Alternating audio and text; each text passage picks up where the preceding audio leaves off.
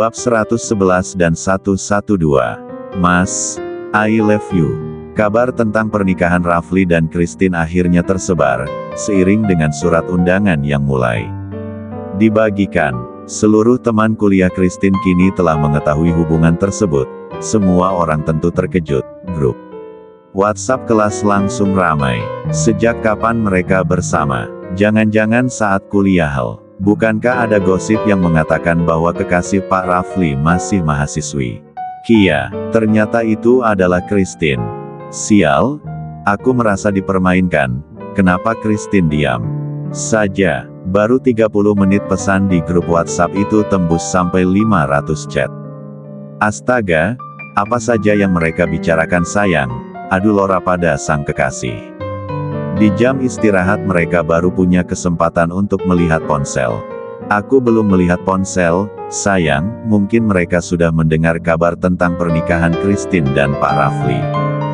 Ya ampun iya, aku harus baca, balas Lora dengan menggebu-gebu. Dia membaca pesan itu dengan cepat dan geleng-geleng kepala, tak menyangka dengan semua yang dituduhkan oleh teman-teman.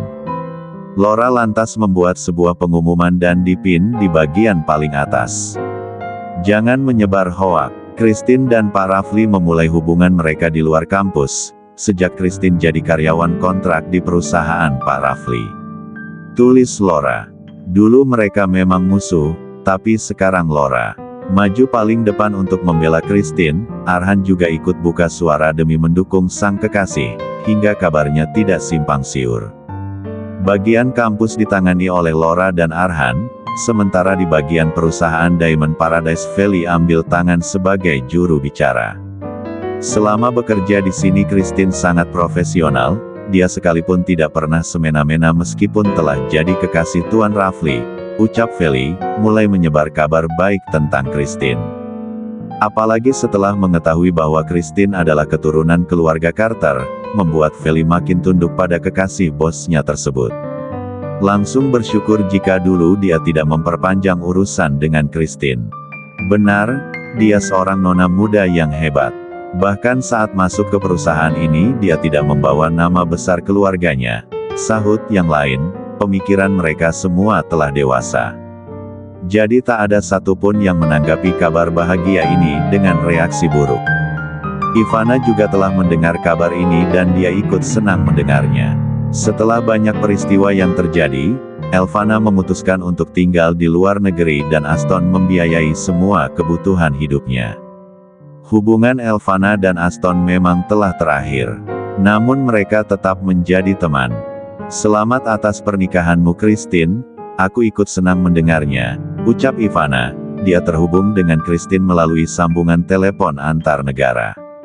Belum Kak, acaranya masih 1 minggu lagi. Kakak pulang ya, hadiri acaranya, balas Christine, sekaligus mengundang secara langsung.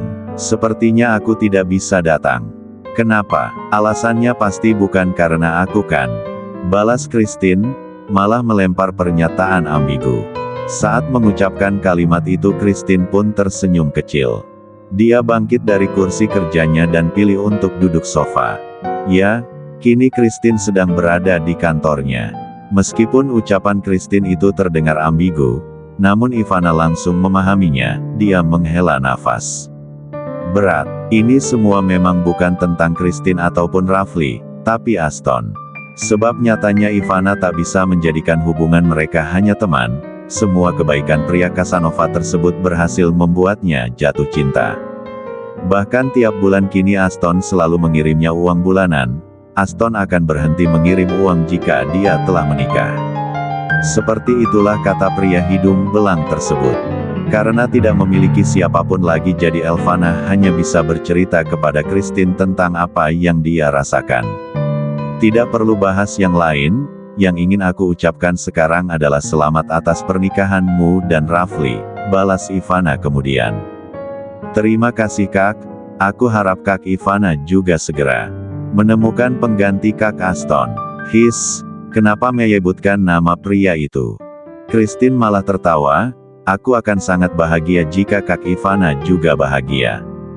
Baiklah, mulai besok aku akan ikut kencan buta.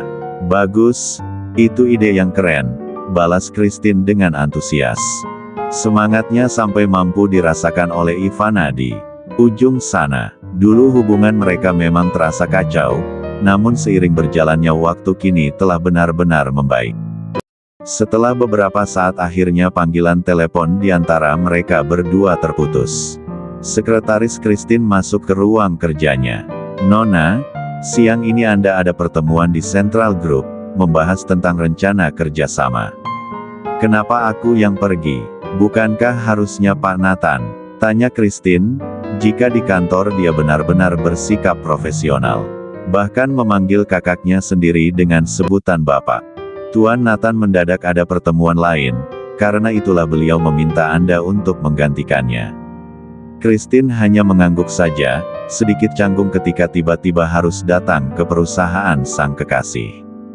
Pasalnya hingga detik ini sejak mereka telah resmi bertunangan, Christine dan Rafli belum juga pernah berciuman.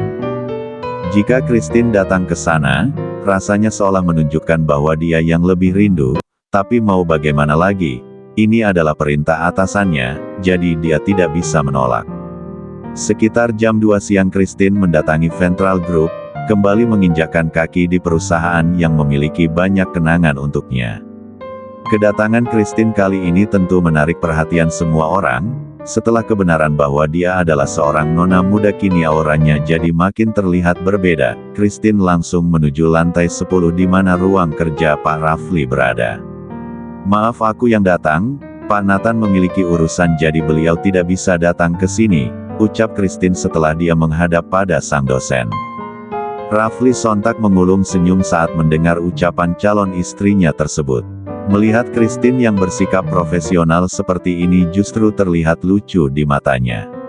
Seolah Christine justru terlihat sedang marah. Aku tahu, tadi Nathan sudah menelponku," balas Rafli. Dia bangkit dari kursi kerjanya dan menghampiri sang kekasih. "Apa Laura tahu jika kamu datang ke sini?" "Tidak, aku datang ke sini untuk bekerja bukan untuk bertemu dengan temanku." "Kenapa serius sekali? Apa kamu sedang marah?" "Tidak, kenapa bicara Bapak jadi kemana-mana? Aku datang ke sini untuk membicarakan tentang bisnis." Ku pikir karena rindu." "Tidak, mana ada seperti itu," balas Christine. Dia sampai membuang nafasnya dengan kasar saat mendengar ucapan sang dosen. Sementara Rafli justru makin mengikis jarak, sampai tubuh keduanya nyaris bersentuhan. "Aku yang rindu," ucap Rafli kemudian. Dek, jantung Christine sontak berdegup. Kedua matanya berkedip cepat karena gugup. "Kamu tidak merindukan aku?" tanya Rafli pula, suaranya yang lembut sampai mampu menyapu wajah Christine, terasa begitu hangat. Christine tak mampu berkata apa-apa, dia hanya mendongak dan membalas tatapan sang kekasih di hadapannya, lalu perlahan memejamkan mata saat melihat Pak Rafli mulai mengikis jarak, lalu menjangkau bibirnya dengan sebuah ciuman. Sentuhan lembut yang membuatnya terhanyut. Lenguh Christine. Namun bukannya berhenti, Rafli justru mencium semakin intens. Bahkan salah satu tangannya menahan kepala Christine. Bukannya bicara tentang kerjasama, keduanya justru bercumbu mengusir rindu. Rasanya sudah sangat lama sekali Rafli tidak menyesap buah cerinya. Ciuman itu terlepas dan meninggalkan luka kecil di bibir Christine. Orang-orang pasti akan mengira bahwa luka itu adalah sariawan. Dan setelah saling melepaskan ciuman, kini Christine jadi makin canggung. Apalagi terasa jelas jika tubuhnya berdesir dalam ciuman kali ini. Rafli kemudian membersihkan sisa salivanya di bibir sang kekasih. Dia usap lembut menggunakan ibu jarinya. "Sakit?" tanya Rafli, sebab dia pun melihat luka kecil itu, luka yang dia ciptakan tanpa sengaja saking kuatnya saat menyesap. "Memangnya kenapa? Apa bibirku terluka?" tanya Christine pula. Dia tidak bisa menyadarinya, tidak merasakan sakit apa-apa juga. "Bibirmu terluka sedikit," kata Rafli. Karena terlihat merah dia kembali mengecup bibir itu sekilas. Christine yang kaget sontak menahan dada sang dosen. "Laura pasti akan mengira kamu sariawan," ucap Rafli kemudian, sementara Christine langsung mengambil kaca. kecil di dalam tasnya dan melihat ke arah bibir. "Bapak sih, tidak." Pelan-pelan, kata Christine, mulai mengeluh karena luka itu terlihat dengan jelas. "Kenapa aku? Kamu yang lebih dulu memainkan lidah." "Pak," rengek Christine. "Jangan panggil Bapak," Christine mencebik. Sementara Rafli langsung menarik pinggang sang kekasih dan kembali memeluknya. Dia sudah coba untuk menepis rindu, namun nyatanya rindu itu tidak berkurang sedikit pun, justru makin menggebu seolah tak ingin pisah lagi. "Ayo bicarakan tentang pekerjaan," ucap Christine. Dia bicara seraya membalas pelukan tersebut. Kedua tangannya berada di pundak sang kekasih. "Untuk sekarang perusahaan kami belum menerima proyek besar. Setelah Diamond Paradise selesai kami juga masih akan fokus untuk pengembangan tempat tersebut," jawab Rafli. Akhirnya bicara tentang pekerjaan dengan saling memeluk seperti ini. "Sebenarnya kami ingin berinvestasi di Diamond Paradise. Apa masih ada kesempatan?" tanya Christine pula. "Tidak, kesempatannya sudah tutup 1 tahun lalu. Sekarang proyek kami tinggal finishing. Saat peresmian nanti aku akan meminta istriku untuk menggunting pita." Christine jadi tertawa saat mendengar hal tersebut. "Siapa istrinya?" tanya Christine, malah menggoda. "Kamu, Christine Carter," jawab Rafli. Christine jadi gemas sendiri, dia menggigit pundak sang dosen dengan cukup kuat, sampai Rafli meringis menahan sakit. Sampai sore Christine berada di Central Group. Sekitar jam 4 sore Christine dan Rafli pergi untuk mendatangi sebuah tempat. Ke makam Oma Hazel bersama pula dengan Mama Indah, Papa Indah dan juga Hailey. Seminggu lagi pernikahan akan digelar jadi mereka datang untuk meminta restu. Mama Indah langsung menangis saat menginjakan kaki di sana. Sementara yang lain lebih banyak diam dan mulai menaburkan kelopak bunga mawar merah. Bunga yang paling disukai oleh Oma Hazel. "Christine, Mama benar-benar ingin meminta maaf padamu. Di hadapan makam Oma Hazel, Mama akan mengakui semua kesalahan Mama," ucap Mama Indah. Christine langsung menggelengkan kepalanya dengan cepat. "Ma, tidak perlu membahas tentang masa lalu. Jika aku jadi Mama Indah, mungkin aku juga akan melakukan hal yang sama. Aku akan melakukan apapun untuk mengabulkan keinginan terakhir ibuku," balas Christine dengan cepat. "Benar apa kata Christine, yang sudah tidak usah dibahas-bahas lagi.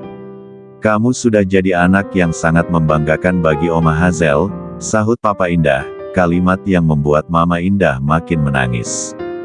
Sementara Hailey hanya diam-diam menangis dan diam-diam menyeka air matanya sendiri.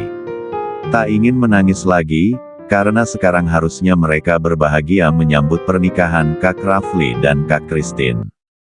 "Ayo kita pulang sekarang," ajak Rafli. Semua orang mengangguk setuju dan mulai meninggalkan tempat pemakaman tersebut. Di dalam mobil, Rafli langsung memberikan sapu tangannya untuk Christine, agar sang gadis menghapus air matanya menggunakan sapu tangan tersebut. Mereka telah berpisah dengan Mama Indah, Papa Indah dan Hailey. "Mas, boleh aku bertanya sesuatu?" tanya Christine. Karena sudah tidak marah lagi, jadi kini kembali memanggil dengan sebutan Mas. Apa?" tanya Rafli. Christine mengajaknya bicara membuat Rafli urung untuk mengemudikan mobil tersebut. Mobil milik Papa Indah sudah pergi sejak tadi, tapi mereka masih betah di sini. "Apa Mas pernah menyesal karena tidak menikah selagi Oma Hazel masih ada?" tanya Christine. Rafli langsung mengangguk. "Lia, aku pernah menyesal. Jika bisa aku ingin mengulang waktu dan menikahi kamu di hadapan Oma Hazel," balas Rafli. Kedua matanya nampak berkaca-kaca dan Christine langsung bergerak untuk memeluk sang calon suami. Di hadapan semua keluarga Rafli memang tak pernah menunjukkan sisi lemahnya, hanya di hadapan Christine lah dia mampu menjatuhkan air matanya seperti ini. Christine tak bicara apapun, tak melarang sang kekasih untuk menangis, dia hanya memeluk dengan erat. Coba memberikan kenyamanan tempat untuk bersandar. Setelah beberapa saat Rafli yang lebih dulu melerai pelukan tersebut, dia genggam erat kedua tangan Christine, lalu mengecup punggung tangannya sekilas. Terima kasih karena masih mau bertahan denganku, ucap Rafli. Christine terdiam sesaat, sebelum akhirnya memberanikan diri untuk bicara, kalimat yang selama ini hanya mampu dia ucapkan di dalam pesan singkat. Mas, I love you.